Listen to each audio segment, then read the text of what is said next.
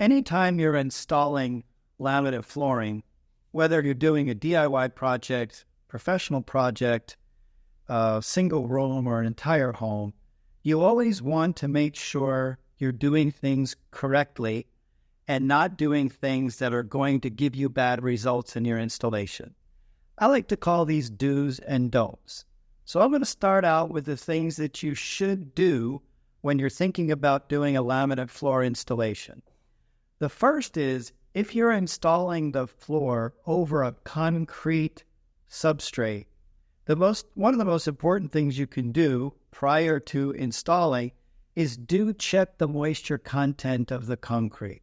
This is very important. It is in the installation instructions, and there are different methods that you can use to check that moisture. You want to make sure that the moisture content in the concrete does not exceed the manufacturer's recommended percentage. Second thing you want to do prior to your installation is inspect the planks. Make sure that this is the decor and the color that you selected.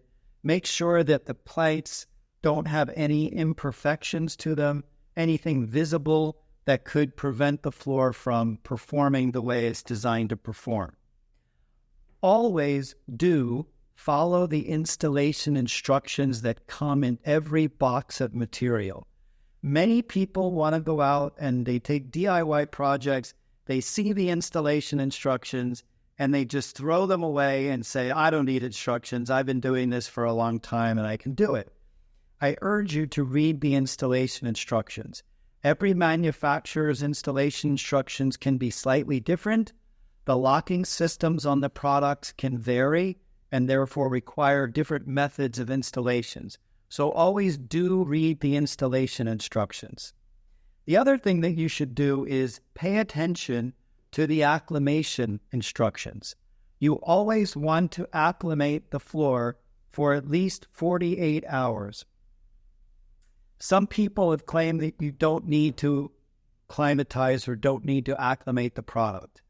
There is a degree of truth to that only if the environment outside or the environment where the material was stored is within the range of the same room that it's going to be installed. This happens a handful of times a year, but in extreme weather conditions, when it's very cold out or very hot and humid, you always want to make sure that you're acclimating the product for a minimum of 48 hours. We recommend it, no matter what, to always acclimate the product. The other thing you want to do is ensure that the subfloor is flat, even, and clean and free of debris. You want to make sure that when you're installing the product, that you leave the sufficient and required expansion space around the perimeter of the room and around any fixed object. This is maybe one of the most important aspects of installation that all manufacturers will always pay attention to. This floor is designed to expand and contract. Therefore, it needs the space around the perimeter of the room for it to float naturally. And that if there's not expansion space left around the perimeter of the room, you will run into problems when the floor expands and starts pushing up against the wall and starts creating problems like trampolining or peaking or other challenges where there's no perimeter expansion space left. It's very important. The other one is you always want to maintain a separation on the end joints of the planks from the end of one plank to the beginning of another, a minimum of 12 inches up to 16 inches. You never want to install a plank where the end of one plank is only a few inches away from the other plank. For one, doesn't look good. For two, it changes the dimensional stability of the floor, and you could potentially run into problems if you do that.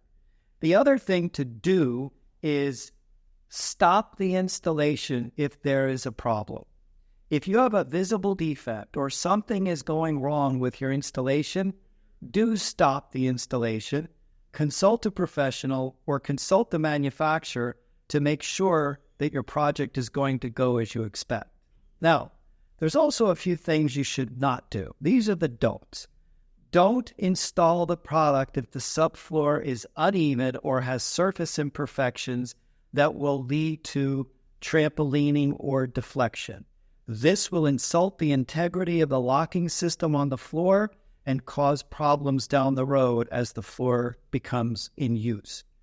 The other thing you don't want to do is don't install the floor if the HVAC system is not operational and if the temperature and the relative humidity in the room does not meet the requirements in the installation instructions. Another thing to do, don't install the floor over a span that exceeds the manufacturer's guidelines. With different products, that amount of footage is different. In some cases, it's 30 feet. In some cases, it's 50 feet or more. Make sure you read the manufacturer's guidelines and don't install the floor beyond that recommended span that's in the instructions. Next thing you don't want to do is don't install the product if you do not have proper expansion space around the room or around any fixed object. This will create problems. And then finally, don't install the product if you have not properly acclimated the floor, the material to the room that is, or rooms that it is going to be installed in. If you follow these do's and don'ts, I guarantee you are going to have a great installation and your floor is going to look great and perform great for a lifetime.